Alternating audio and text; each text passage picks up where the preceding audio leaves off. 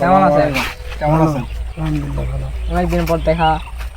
এই দেখা তো বান হয়, আমি তো বিয়া করছি তাই দেখা আমার ভুল হচ্ছে। তাই কই থেকে তাহলে তোমরা আসলে? আসলাম গোবর চাপা থেকে। মাশাআল্লাহ ভালো আছে, অনেকদিন আমার দেখে ভালো লাগছে। এত হাসি টাকা এ না এত দাম তুমি হয়তো কম, ওর মাথায় একটু সমস্যা আছে বড়। কত হাসে এমনিতেই। এক নিয়ে যেতে হবে কই জানো? হ্যাঁ। মনে করো যে কোনো একটা মমতা পাইলে তাহলে মানে এক কথায় খালি হাসে। এর ভাড়ায় টাকার উপরে, ঠিক আছে, হাসে।